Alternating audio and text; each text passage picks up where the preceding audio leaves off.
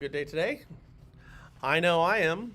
This is a very exciting day for me because we are rolling out for the first time our new Streamlabs OBS approach to things, which is streaming to multiple channels at the same time in a way that I've never been able to do before, which is really cool.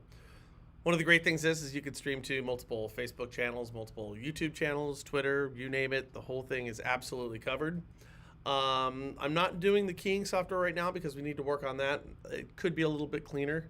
I'd like to see something a little nicer when it comes to the key. But we're going in the right direction, and that's really what matters, and that's pretty cool. So do me a favor. What's up, Chris Burleson? Nice to see you, man. Hey, Chris, I want to tell you this right now, dude.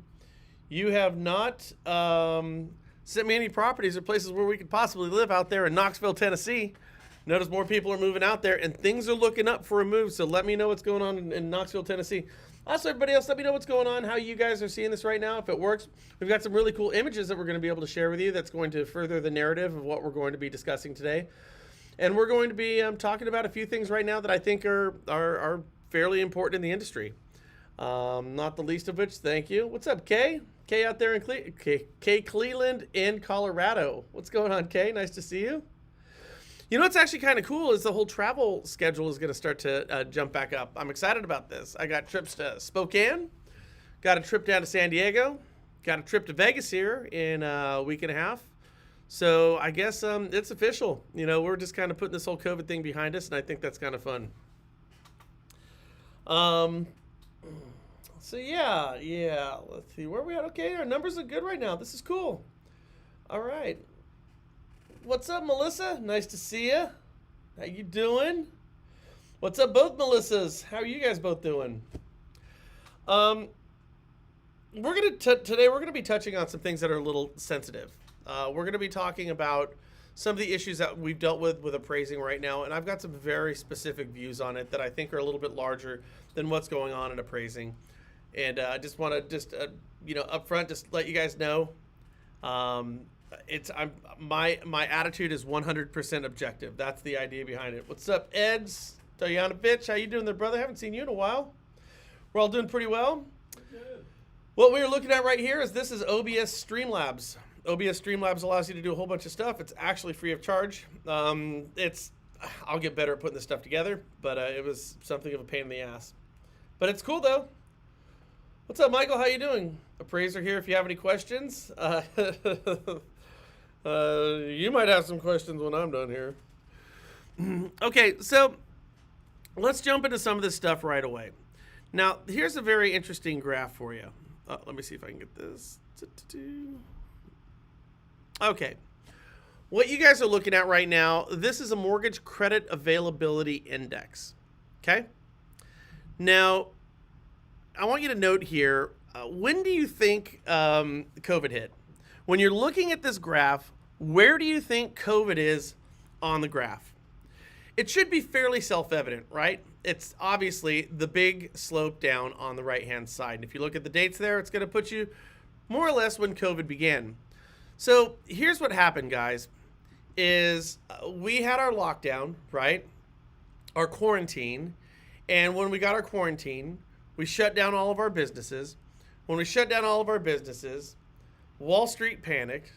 They put money in bonds. Interest rates went down. You guys all got stuck at your house. And in order not to choke the life out of your kids and your spouse half the time, you did what you should have been doing all along, and that's pick up your phone and start dialing for dollars. With the new low interest rates that we had,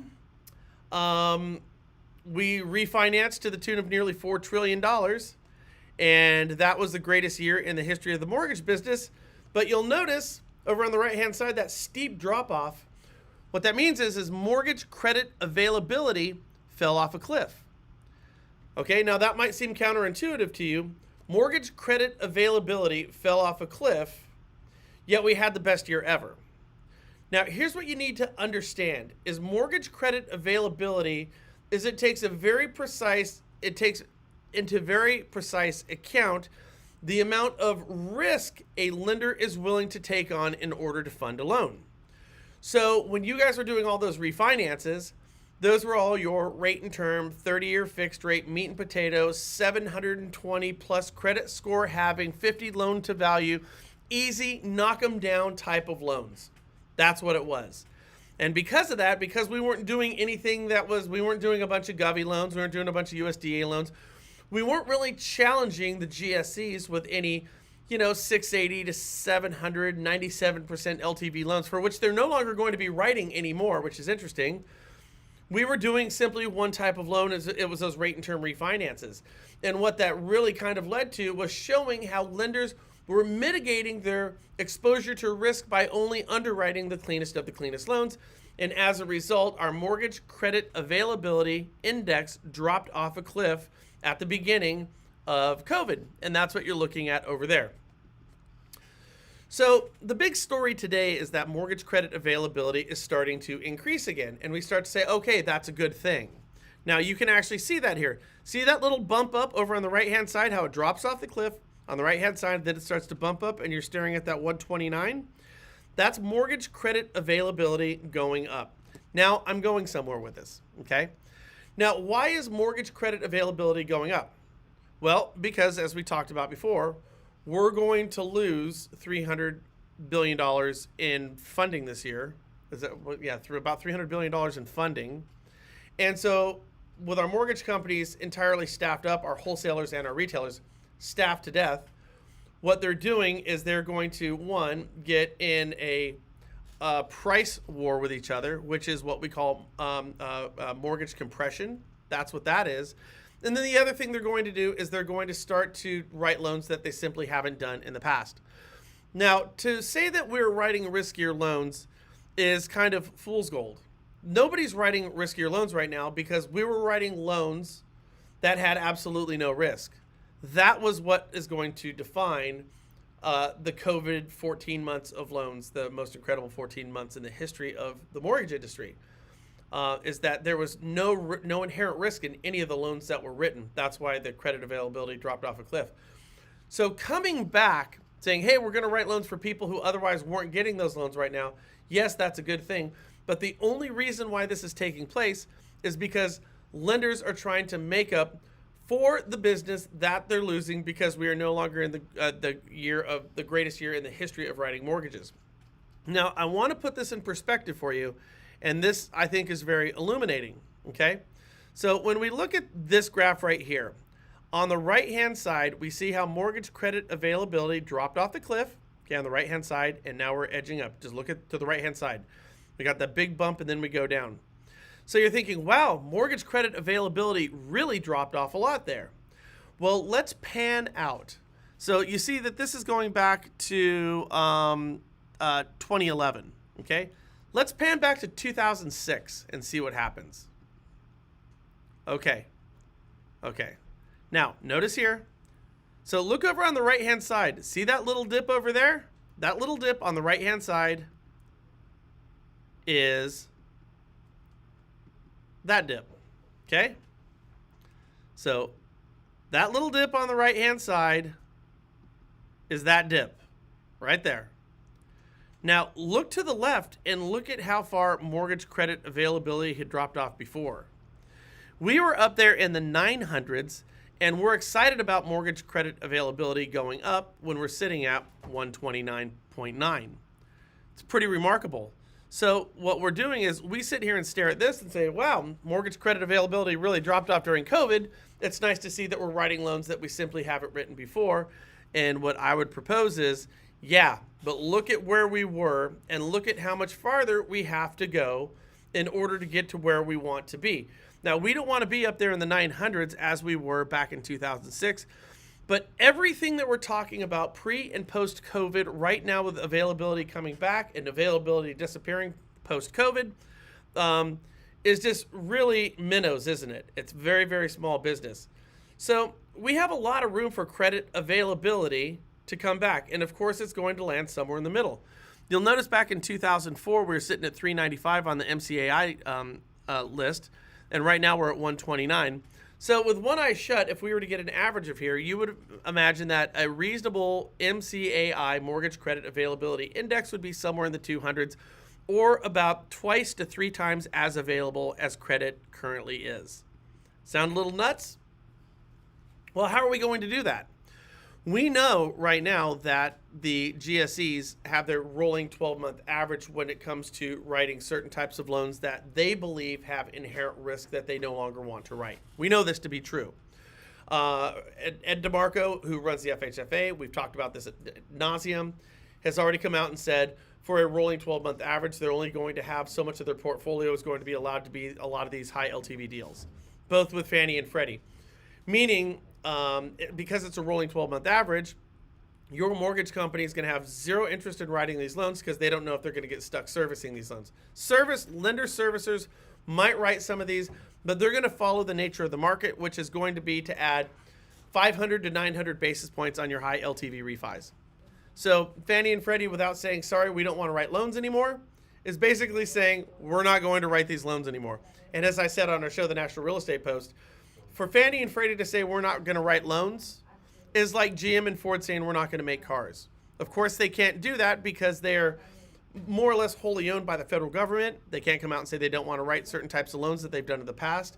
It's not politically expedient for either party to come out and say this, but they are looking at looming potential problems with some of these forbearances on the horizon, and they are stepping out of the market. Now, we have over 50% of all mortgages, I'm telling you, are stepping out of some of the higher risk loans that you guys are writing right now. But in the same breath, I'm also telling you that the mortgage credit availability index is going to double or triple here in the next 12 to 18 months. How do we reconcile these 2 points? How do we say that the GSEs are getting out of high risk loans, which would presumably make the MCAI go down, and yet it's going to go up? Couple of words here, guys. One, HUD might be picking up a little bit of that, just a little bit. We're going to see a 50 basis point drop in our mortgage insurance with our FHA loans. That's going to happen probably in the next 12 to 24 months. But the bigger part of it is going to be your non-QM. Non-QM is going to be taking up an enormous portion of these loans. And in fact, if you look at like some of our sponsors like Oaktree, and you look at some of their non-agency, some of their jumbo stuff, some of their high LTV stuff, and the rates right now, not only are they in line with what the GSEs are currently offering with their overlays, both loan level and what lenders are doing, but oftentimes their rates are even better right now.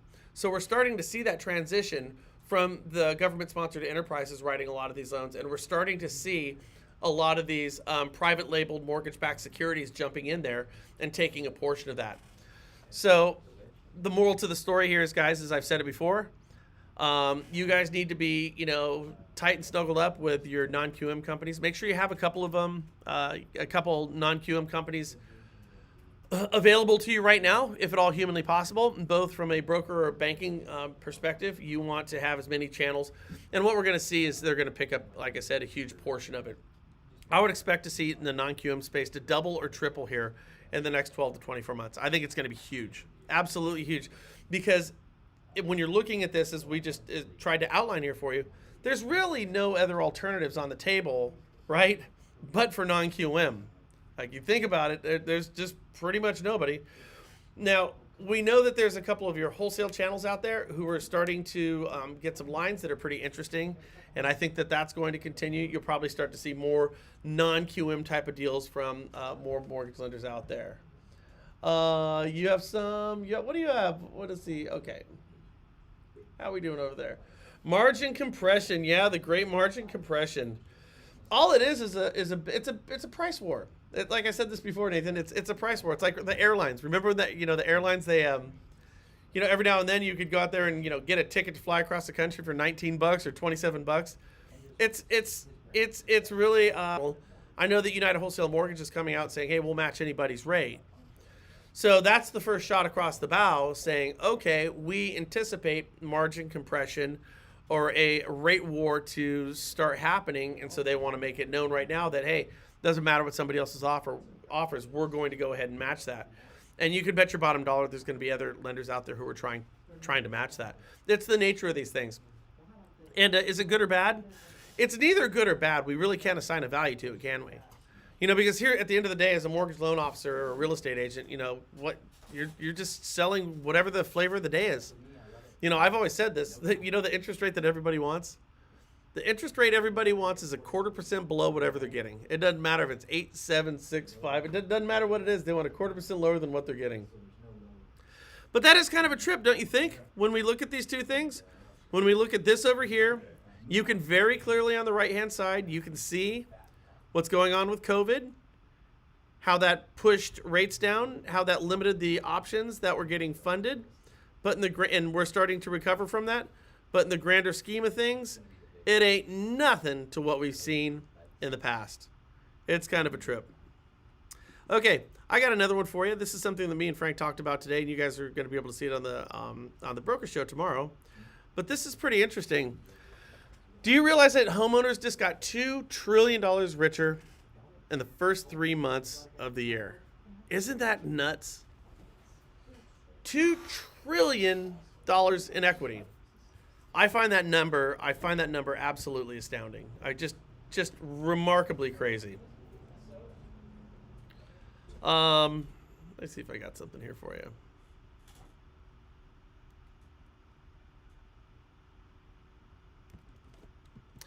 What it comes down to, guys, is your average, so 67% of properties that are owned by individuals gain $2 trillion in equity, and a massive amount of money. Over the past year, that comes out to $33,600. Okay? So your average homeowner, now this goes from California, New York, and like North Dakota, Arkansas, Alabama, Missouri, like everything in between. The average homeowner got $33,600 in the past 12 months in the form of equity. It's a massive amount of money.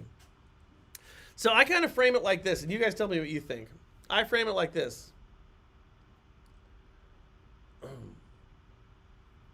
Nathan, I'm going to address what you just said there because I see where you're going with this. Let me finish this thought, Nathan. I'm going to jump back on what you were saying there. Okay, so how did people spend their stimulus checks? Like, what did they do? How did you get a stimulus check? What'd you do with it? Come on, what'd you do? Be honest. They don't need to know what your name is. I bought a car and wasted it all on who knows what. So you bought a car. Only like a percentage. Okay, all right. So it helped you purchase a car. Yes. Did you get a stimulus check? Yeah. What'd you do with yours? I bought that Jeep. You bought a car too. So it didn't buy you the car. It helped you get the car. Yeah. It paid for my full car, $5,000. You got $5,000? I guess no, it was someone was unemployment, so Yeah, no, I didn't get it it. paid for a little bit of a car. Yeah. It was a percentage. No shit. So you're telling me? So you were between jobs at the time? It was late. It was Merchant was closed. Oh, that's right. You were coming from the restaurant That space. makes more sense. So you get laid off and you get a car out of the deal, and a nice one. $5,000 Jeep. Hey, that ain't bad. Yeah. It's all right. All right. So people do. Do you know anybody else? What are some of your friends? What do they spend money? What do they do? Just real quickly. It wasn't a lot to Drugs and alcohol. That's nice. Yeah, Okay. Going up to Tahoe, Going up to Tahoe. camping and stuff like that. Party. Gambling, partying. Okay. I mean, It's honest. I appreciate your honesty. Golfing. Yeah, just clothes. Clothes. Okay. Shoes. Shoes. Amazon was off the roof. So. Yeah. Amazon. Boy, Amazon loved it. Amazon's. I'll tell you this right now. I think Amazon is responsible for the damn pandemic. Amazon right now, they've got their own scientists trying to figure out the next goddamn COVID. Lockdown again. We need to have it. They had to make out like bandits. Trillions of dollars. How much of that money do you think went to Amazon? I want guys, think about this for a second. Jeff Bezos got a divorce, gave half. Hold on a second. His wife got half the money, and she had that coming. That was her money. Nevertheless, Bezos' fortune was cut in half, right? And he's still the richest. And he is once again the richest person in the world. And I bet it has a hell of a lot to do with that pandemic and the lockdown and how this money was spent. Plus streaming devices went up. Prime Yeah. Video, all Streaming devices, sure. Well, plus the medication was all through Sure. Amazon. I mean, like Yeah, household, cleaners, like everything that the pandemic needed. Yep. I tell you this. I said this the last time around when we were dealing with the last meltdown when everybody pissed away the equity in their properties back in 2007 and 8. I'm like, don't blame the bankers and the brokers. Blame Kawasaki. Yeah. Blame Kawasaki because it was all the Sea-Doos and toy haulers and boats and and quad runners and shit like that people were buying. We just blame Jeff now. Beth, you put in your right. So okay, Beth, but you see, some people are right. Okay, I get it too. Some people are put like the whole idea is that people spent it right in a multitude of different ways. Now imagine this: 67% of the population just found out they got a check for $33,600. How are they going to spend that money? Well, some are going to leave it. Some are going to bank it. Some are going to do home improvement with it. Some are going to do drugs and alcohol. Some are going to buy a car. Some are going to, like, all of these things. Some might put it to, like, that's the whole thing.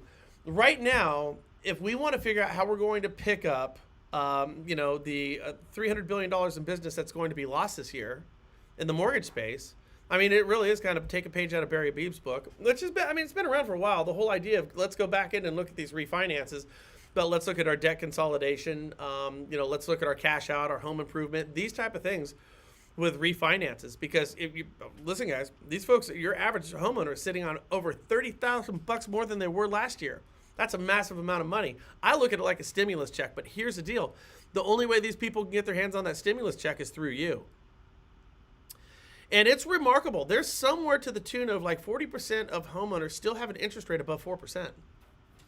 So you could theoretically, with all this newfound equity, even if you have add-ons for, a cash out refi in some way, shape, or form, you could still lower somebody's interest rate, have them tap into some, if not all of that $33,000. And this is just additional equity.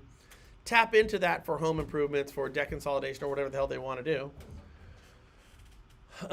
At the risk of getting attacked by some of the appraisers, curious how some of the homes, and by homes I mean turds that were polished, appraised at some of these astronomical prices they have. Okay, Melissa, just hang tight. We're going to get to that. We are going to get to that. Here's the whole thing.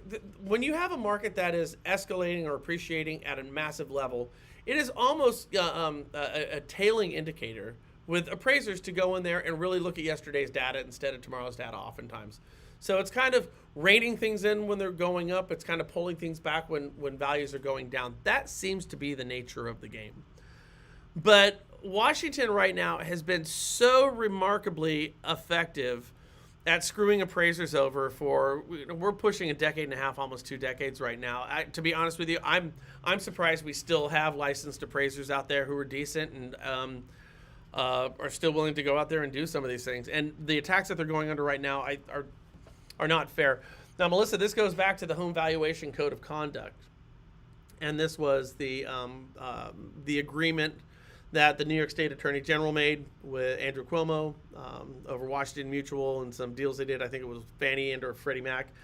And this is where appraisers really lost their independence and they started being pushed underneath, appraisal management companies. And that's been a really long road. But when you look at what happened with appraisers and the AMCs immediately post HVCC when this thing was passed, appraisers were working for pennies on the dollar. I mean, it was ridiculous. And then these AMCs had absolutely no idea whatsoever of any geographical competence, and they would take an appraiser from one area and make them drive 150 miles to do an appraisal in another area. I mean, it was these dispatchers were ridiculous. As a unintended consequence of this, a lot of appraisers decided to retire early. We have not made it appealing enough to bring young blood back into the appraisal industry. We just haven't. We have not made the profession appealing enough, nor are we doing anything to make it appealing enough right now. So when we look at quality appraisers out there, there are fewer today than I think we've ever had. I don't know if it's by design or if it's accidental. Nevertheless, that's the case. So I get it, and I hear this all the time from lenders right now who are super pissed off with what's going on in the appraisal industry. But one, we are seeing the largest increases in home values in the history of our country in an unprecedented year of volume that was written. So everybody's taxed and up against it.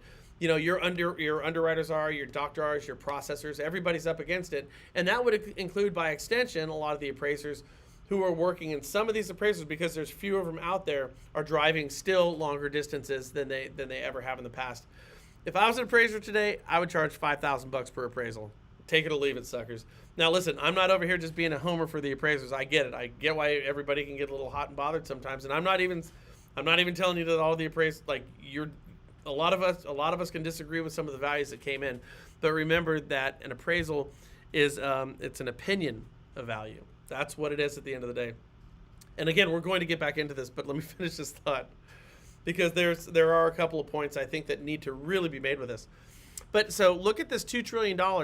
Look at this as a stimulus check. Understand that stimulus check has to go through you guys, all of you. But it's incumbent upon you to go ahead and reach out to these folks.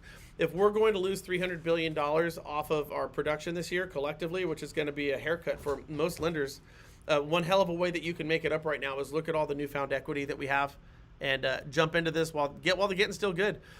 We have to focus on our real estate agent partners. We have to have a purchase market approach. I get it, but it doesn't mean that we need to simply walk away from loans that are a lot easier to underwrite, a lot easier to close, which is going to be your refinances, even if they're cash out or debt consolidation. So just keep that in mind, guys. There's a shit ton of equity out there in every single market. And if your average is 33 grand, I mean, oh my God, I mean, I'm thinking North Dakota. I mean, they're pulling the curve down. So this is good stuff. What did we see? I thought I saw something here earlier. You want to retire, Beth? I bet you want to retire. I want to retire. Shit, who doesn't want to retire? Okay. Oh, this was really interesting. I don't know if you guys saw this on our show the other day. Did you know that there's this group out there? Okay. This group is called the WBCSD, and that stands for the World Business Council for Sustainable Development.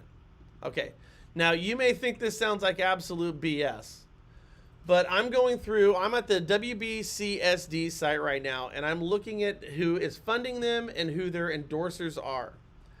Name a company, they are all here. BP, Borealis, Biogen, BNP, Canon, Chevron. Like, seriously, guys, I could DuPont, Dow. I'm scamming over just a billion that I don't recognize here. Fuji, Hitachi, Honda, Google, Goodyear, Guildhouse, IKEA, Kellogg, Maple Leaf, I don't know, it's Canadian, Mitsubishi, Michelin, Microsoft, Nestle. You get the idea here. Shell. I mean, it's everybody. Philips, excuse me. This is a who's who of international companies. Toyota. I mean, you name it, they're all here. If you go to the WBCSD and you look at this site, it is remarkable how many companies are endorsing them. This is a trip because I never heard of these guys before. And then you come out and they just came out with a study, and this is what they just published here. I think it was last week. As the world faces three major threats, namely the COVID-19 induced public health and economic crisis, as well as the ongoing climate emergency, the business world is in a position to make a real positive change. What are they talking about doing? Well, they're talking about doing climate quarantines. That is what they're talking about doing right now. Does that strike you guys as nuts as me? And here's the thing: this thing's got legs. So we just got through with this thing. I mean, hell, in California out here, we're not getting through this until tomorrow. So we still have. So what's the word we're looking for again? What? The word we're looking for? I keep wanting to say quarantine. It was I didn't hear anything you just said. God, my brain's fried. It's getting late in the day. But it's almost like this whole thing was kind of a dry run. Now, do you now? Yeah, no. Now, what do you guys think? Do you think? Listen, I would say this whole thing doesn't have legs. But it is interesting when you think that every major international company under the sun is funding these guys. I mean, it's totally crazy. So is what we went through COVID-19, is it simply a dry run? Is that paranoid thinking? Because if this is the case, then that means what we're looking at in terms of having a low rate environment to keep an economy going, if we're going to have, rolling lockdowns to keep our environment, up and running. Is this paranoid talk or are there legs on it? So when we look at interest rates going up and you start to see things that are being bantered about internationally like this, I'm thinking to myself, well, who knows? Maybe not. Maybe we will have a low interest rate environment for a longer period of time if they're going to have rolling lockdowns for different companies in order to deal with global warming. And again, look the company up. If you don't believe me, just look this up and go down this rabbit hole. Go down the rabbit hole of the WBCSD. It will absolutely trip you the heck out. All right, so, okay, this is going to, we're going to go down kind of a sensitive road here. My intention is not to piss anybody off. My intention is not to offend anybody. But I want to bring up a couple of points with regards to the stuff that we've been hearing about what's been taking place in the appraisal business when it comes to the idea of, well, here's the term. Let's just look it up right now. Systemic racism in appraising. Okay. I saw that this was just posted here. And it says, this is just another more vocal mainstream perspective on the same subject that we wrote. Black appraiser calls out the industry's racial bias and a need for systemic change. Systemic means system-wide, doesn't it? So we need a system-wide change in appraising. That for some reason, things that we haven't heard about for the past God knows how many years is now an issue. I think it makes a lot of massive, broad sweeping assumptions about people where these massive, broad sweeping assumptions have simply not been made before. I am not saying it doesn't exist, but what I am saying is I don't know. And what I also know is nobody else knows. And when I say nobody, I mean nobody. Because, listen, we've got people on here right now who are pissed off about appraisals that have taken place. That the appraisals are too low. That the appraisals aren't good. And it could be with somebody of color. It could be somebody of an underserved community. It could be somebody as a Caucasian, because I guarantee you that those are taking place as well. But to make broad sweeping generalizations about an entire industry based on a couple of examples, the last I checked, and by the way, guys, correct me if I'm wrong. I've seen the same handful of stories about appraising that have taken place where it's been suggested that the appraisers went in there and were very much lowballing a deal based on the color of somebody's skin. Now, were they doing this 6 months ago, a year ago, 2 years ago, 3 years ago? I never heard about it. Not until recently. And it almost feels like, again, just, I don't know, but it seems like lately with our mass connectivity that a whole bunch of different things can just take on and have a life of their own, legs of their own. And here's my question, and this is simply a question, so don't make any assumptions about me. I'm just asking. Are we taking a couple of examples, and do we actually know what took place in those scenarios? Do we know what took place? So I know that there was 2 appraisals that were down in Florida. One came in lower, one came in $100,000 higher. It's my understanding on fairly good authority that HUD actually did a review of those appraisals and found the lower appraisal to be the more accurate one. That's what I've heard from multiple sources who are close to the situation. Not the higher one, but the lower one. The deal was funded off the higher one. And I know that there's been a couple other examples there. But what about all the other appraisals that people are taking into question? What we're doing is we're simply focusing on 2 or 3 appraisals that have taken place nationally over the past year, and we're making broad, sweeping assumptions about an industry at large. We're using words very loosely like systemic. Systemic means system-wide. I would like to see, before we have systemic, I'd like to see some type of studies that are done, some surveys that are taken to understand if systemic is a word that we should truly be using. But we throw this around, we banter it around, and what we do when we run fast and loose with words like this is we are taking people's careers and we're taking an entire industry and we're throwing the whole thing into jeopardy when nobody truly knows what the answer is, because there has been no comprehensive, let's use that word. Before we use words like systemic with anything, let's use words like comprehensive. Let's have a comprehensive study to determine what is truly going on in appraising to see if we can use words like systemic. But what we shouldn't be doing, at least from my perspective, is being irresponsible about an entire industry and individual careers and basing it on a handful of appraisals where, the last I checked, myself included, nobody has looked at those appraisals. Nobody has checked the comps. Nobody knows exactly what the market is. Nobody knows how these appraisers came up with whatever the value was. And it's irresponsible for anybody to be chiming in and torpedoing an entire industry based on a couple of appraisals. Now, again, I'm coming from a position of I don't know. I don't know anything. I don't know anything. I know that there, at least as far as let me know, has there been a comprehensive study of the mortgage residential appraisal profession to find out if there are things like systemic racism in appraising?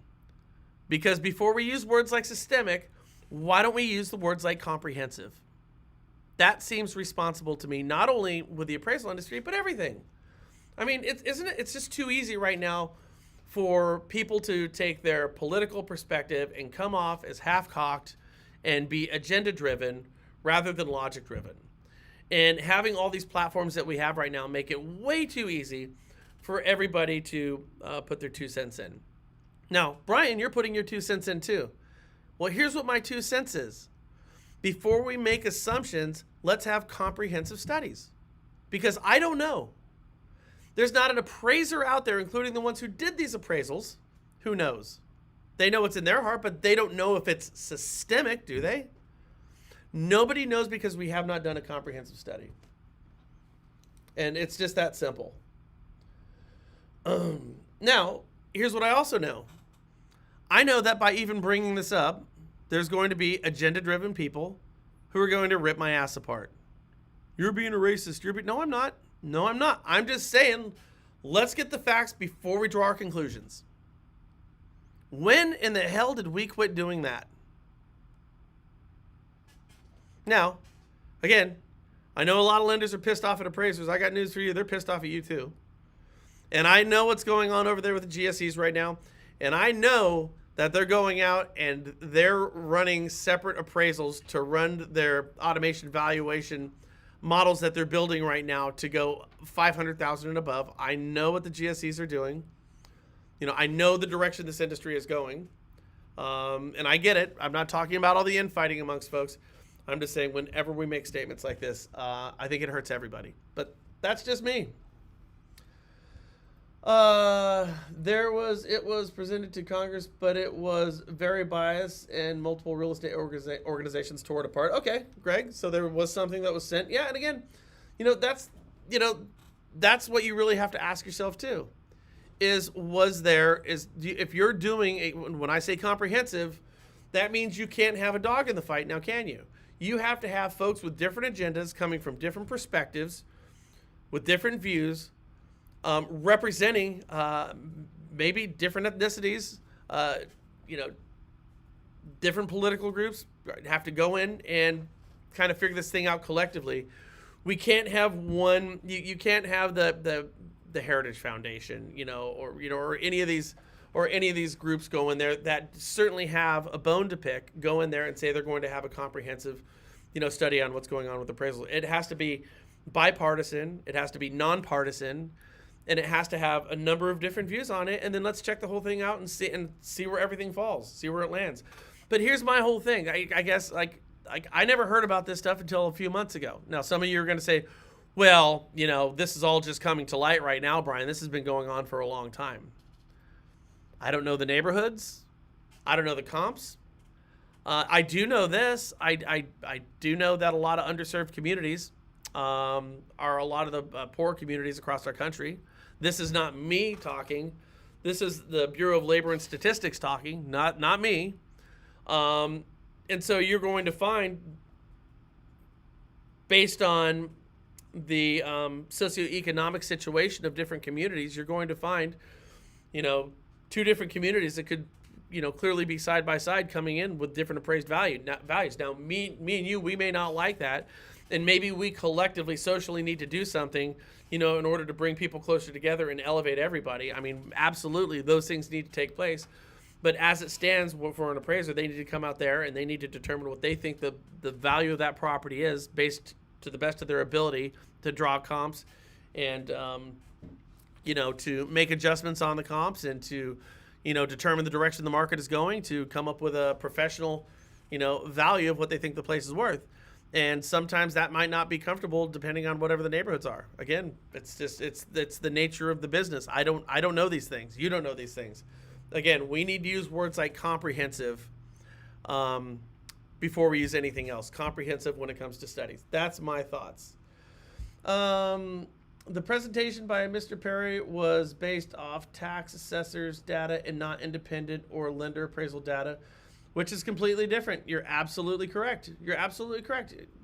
Again, you know, I'll tell you this story. This is very interesting for me. So when we had, and I'll get off this here pretty quickly, but when we spearheaded the whole HVCC petition thing back, I think it was like in 2000, I don't know, 8, 9, somewhere in there, 10. Me and Frank went back to New York to drop all these signatures off at Andrew Cuomo's office when he was the New York State Attorney General. And we, there were some people who showed up, news organizations showed up. We had a number of appraisers who showed up, some real estate agents and lenders and stuff like that. They showed up to this thing. We ended up talking to this appraiser who was lived in. He was Jewish, and he lived in the Bronx in a Jewish community. It was just straight up a Jewish community. And so we were talking about value and just, again, using the term geographical competence and why it requires somebody who truly understands the neighborhoods in order to determine what these values are, because they can sway significantly one direction to the other. And for those of you, and I'm doing this for those of you who haven't really thought about appraising as a profession in terms of what they do, just to understand how wild some of these swings could be. So in his community where he lived, it was kind of like a roundish community, and in the middle was a synagogue. Well, for his community and with his faith, living closer to the synagogue had a level of prestige that was qualifiable in terms of the amount of money that the properties were worth. The properties were worth more the closer you got to the synagogue. That was that. And that value was there because people were willing to pay it. And there was a provenance of decades of people living in this community. And the numbers dropped off precipitously very, very quickly.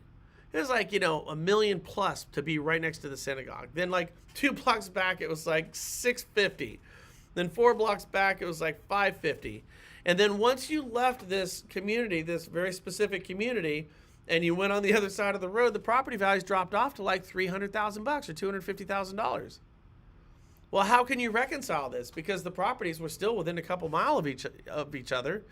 And you're going to tell me that a house of the same size within less than a 2-mile radius is going to have a $600,000 to a $750,000 swing, a 65 to 70% of the value swing, and in fact, that was the case, based on the understanding of what the community was and what people were willing to pay. You had to have an intimate knowledge of these communities from an appraiser or a real estate agent standpoint to really understand the nuance and subtlety. But the nuance here, the little things here, amounted to hundreds of thousands of dollars for a very small space of land, just moving literally a block or two away. So when we hear things that they say, well, we're going to base our values on this comprehensive study off of tax assessors data, well, I'm here to tell you that that's not telling the whole story. Are you out of here? Yes, I'll see you tomorrow. Okay, we'll see you soon. It's not telling the whole story. It's only telling part of the story, isn't it? And I'll tell you, that's my main reason why I think having just going straight down the road with the automated, and I talk with a lot of people. There's a lot of folks out there. There's a big movement that says having an automated valuation system is going to be much more effective than an appraiser because they don't bring their biases to the table. And I say that's precisely why they're not going to be as good. Because you have to have somebody who understands that people do bring biases to the table, and they're going to take those biases and they're going to spend their dollars on those biases. Okay? People want to live on this side of the road, not that side of the road. People want to live in different areas for different reasons. God knows what. I saw one over in Scottsdale, Arizona. If you were part of this little country club group right here in one of the more ritzy country club areas, the houses were going for $2 million. So you're right across the street, you're $900,000. You could still go golf on the same damn golf course. You could still go be a member of that club, but you weren't part of this community. You were, as Dr. Seuss would say, a sneeze with a star not on your belly. It is precisely the biases why we need to have licensed independent appraisers. And I'll tell you another thing here too, is when you go through as a real estate agent, a mortgage lender, a title insurance person, an escrow person, an appraiser, we all perform a function in a process that creates checks and balances that protect everybody. It protects the buyers and it protects the sellers. It protects you from everybody, and everybody there is also to protect you. Your real estate agent is going to set the price of your property. Your real estate agent is going to put an offer, and you guys are going to agree to terms on that thing. You're going to have an appraiser who's going to go look at that property. It's going to go ahead and take time. You're going to get your inspections done. After that appraisal's done, your real estate agents can go ahead and look at it and scrutinize that appraisal as much as they want. Well, they're not allowed to see it. Oh, bullshit. Both real estate agents are going to see that appraisal if they want to, if either one of them has a problem with where the value is. Even after that, your underwriter's going to go in there and they're going to scrutinize the appraisal as well. After that, there's going to be an AVM that's done on it before this whole thing is funded. There are no less than 4 checks and balances in the process when it comes to the value of the collateral on the loan that's being written. And it's those 4 checks and balances that are there precisely to protect everybody in the process. So when I hear that we're going to have an AVM-based model on things and we're going to take a profession and we're going to throw it down, we're going to shit can this thing and throw it down the hall, well, I wonder about some of these communities, because it will certainly help some communities when it comes to their values, and it will absolutely, make no bones about it, hurt some other communities. If we go to an AVM-based model and we take the actual physical living appraiser out of the equation, that community that I just told you about in the Bronx, that Jewish community over there, it would absolutely hurt them, because somebody would try to sell their house and somebody would try to go get a loan on it, and they'd say, no, the value's not there. Because I've got 3 comps in a 2-block area that closed in the past, 60 days that are $150,000 lower. Therefore, absolutely no, that's not going to work. And that's what your AVM is going to come at. But we know that that's not where the value truly lies. Again, and here's the thing. The bigger issue is right now is all these massive hedge funds who are coming in, and even foreign governments right now who are coming in, and they're buying houses in bulk, paying 100 to or 150 to 200% of the value of these properties. When you look at these fintech companies, they're coming in, they're trying to consolidate and take these checks and balances out. I think it would behoove the mortgage industry, the real estate industry, and the appraisal industry, and the title industry as well, to all get on the same page and start working together. Because when you guys work together, you are the safest, most affordable option on the table for both buyers and sellers. And maybe it takes an extra 15 days to close with you than it does an OfferPad or a Zillow or any of these other groups. But those extra 15 days are going to ensure that there's not litigation 60 days down the road when shit is missed. And I truly believe that. So that's food for thought there today, guys. All right. Well, I hope this was helpful. It was kind of cool. Got to do some of my stuff here. I was excited to share it with you. Never got to do this before. Thought it was kind of cool. Let me know what you think.